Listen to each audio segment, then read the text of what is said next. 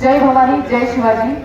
व्यासपीठावर उपस्थित सर्वच मान्यवर मंडळी आणि माझ्या समोर उभे असलेले सर्व मायबाप, मतदार बंधू आणि भगिनींनो, त्याचबरोबर माझ्या उजव्या साईडला सुद्धा माझे तरुण बांधव आहेत. मी माधुरी मनोहर इंदोरे बोल.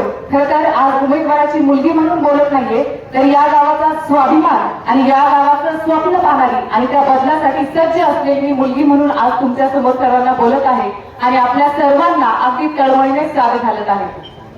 आजही काही लोक म्हणतात की स्त्रियांचं राजकारणात येणं हे काही खरं नाहीये, म्हणजे ते टाळतात आपल्याला. परंतु जिथं अन्याय आणि जिथं संघर्ष आणि जिथं अत्याचार सारख्या गोष्टी होतात ना, तर त्या ठिकाणी स्त्रीचं उभं राहणं हे तितकंच महत्वाचं जे आहे, जे बदलासाठी महत्वाचं आहे. म्हणजे आज आपण स्त्री म्हणून मागं न पाहता आज मी सांगू शकते ठामपणे, आज आपल्या मतदारसंघामधून एवढ्या महिलांचा जो सहभाग आहे तो फक्त एका गोष्टीमुळे आहे. आपल्या समोर बसलेले हे मान्यवर मंडळी, पै पाहुणे आहेत किंवा हे सगळेच नेते मंडळी आहेत. हा नेता नाहीये, हे आपण सर्वांनी स्वतःला मानलेला नेता आहे. म्हणजे इथे बसलेले उमेदवार आहेत, यांनी तुम्हाला सांगितल्यापेक्षा तुम्ही स्वतःला आकलन करून घेतलं की मी सुद्धा उमेदवार आहे आणि याची ही सद्यस्थिती आहे की आपली सर्वांची या ठिकाणी हजेरी लाभलेली आहे.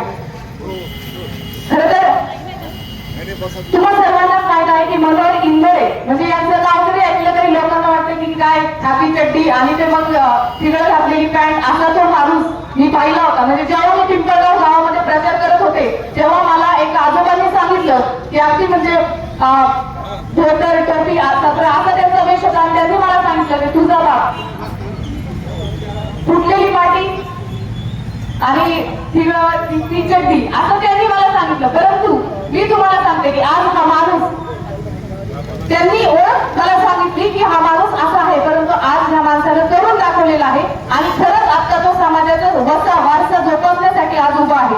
म्हणजे मी काय म्हणते तुम्हाला की असा जर आपल्याला शेतकरी पुत्र जन्माला आलेला आहे तर तुम्ही सुद्धा लक्षात घ्यायला पाहिजे की या आपला प्रश्न जाणतोय, याच्यावर उपाययोजना हा करणार आहे, तर आपण नक्कीच याला संधी दिली पाहिजे. म्हणजे मी फक्त चांडोलीचं नेतृत्व करते, मी फक्त पिंपळगावचं नेतृत्व करते असं नाहीये. आज आपल्या मतदारसंघातून जेवढी काही गावं आहेत, वाळूंजवाडी असेल, वडगाव असेल, निगोटवाडी असेल, शेवळवाडी असेल, त्यातल्या सर्वच मतदार बंधू आणि भगिनी या ठिकाणी उपस्थित आहेत. त्यामुळे मी आपल्या सर्वांना विनंती करते की कुठल्याही भूलथापांना बळी न पडता आपल्या घरामध्ये असणाऱ्या म्हाताऱ्या आजी आजोबांना आपण सांगायचं आहे की धनुष्यबाण हे चिन्ह आहे ते अशा पद्धतीचं आहे आणि आपल्या उमेदवाराचा चेहरा असा आहे, त्याचबरोबर तुतारी हे चिन्ह आहे, या उमेदवाराचा चेहरा असा आहे. हे मी आवाहन करून बांधवांना करते, कारण आपल्याला एका योग्य उमेदवाराला आपल्याला निवडून द्यायचं आहे आणि आपला गावचा कारभार त्या ठिकाणी सोडवायचा आहे. त्याच्यामुळं मी आपल्या सर्वांना विनंती करते की धनुष्यबाण आणि तुतारी या चिन्हाचं बटन दाबायचं आहे.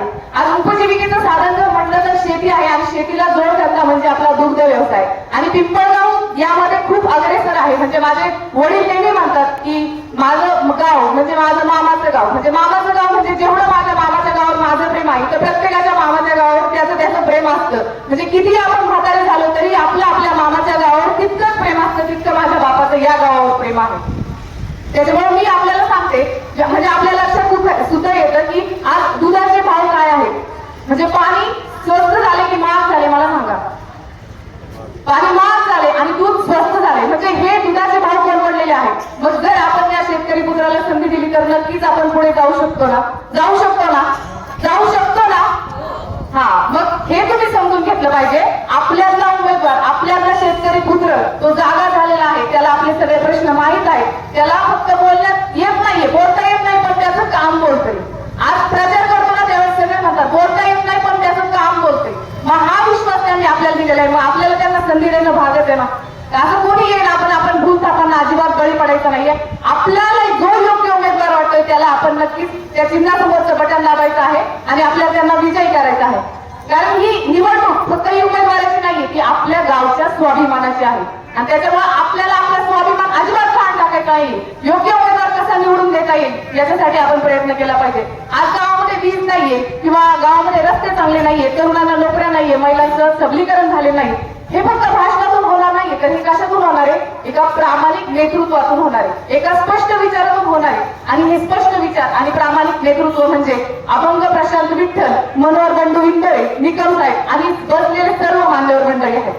त्याच्यामुळं मी आपल्या सगळ्यांना विनंती करते की एकदा या मान्यवरांना, एकदा या उमेदवारांना तुम्ही संधी द्या आणि त्या संधीचं सोनं झाल्याशिवाय नाही, कारण ह्या सगळ्या मान्यवरांना, ह्या सगळ्या उमेदवारांना आपले प्रश्न माहिती आहेत आणि त्याच्यावर उपाययोजना कशा आणायच्या हेही माहित आहे. त्याच्यामुळे मी ठामपणे सांगते की ही निवडणूक जिंकल्यानंतर आपला आवाज हा पंचायत समितीमध्ये जाणार आहे. आपल्या सगळ्यांच्या घरातले जे काही प्रश्न आहेत, जे काही रस्ते, वीज किंवा आरोग्य सेवा यांसारखे जे काही सामाजिक प्रश्न आहेत त्याच्यावर वाचा फोडण्याचं काम आजचे हे उमेदवार करणार आहेत. त्याच्यामुळे आजच आपण ठरवायचं आहे. आजच आपण फक्त पाहायचं की बदल घडवायचा असेल ना तर आपल्याला आजच संधी भेटलेली आहे. आपण त्याचं सोन्यात रूपांतर केलं पाहिजे, कारण 5 वर्ष कशी जाणार आहे आपल्यालाही कळणार नाही. आणि मग रोज आपण पश्चाताप करण्याची वेळ आपल्यावर आली नाही पाहिजे. म्हणून मी आपल्या सर्वांना विनंती करते की माझा बाप मनोहर पंढू इंदोरे आणि बापासारखं दुसरं प्रेम असणारे म्हणजे व्यक्ती ती म्हणजे प्रशांत काका अभंग, या दोनही उमेदवारांना आपण विजयी करायचं आहे. आणि मी आपल्या सर्वांना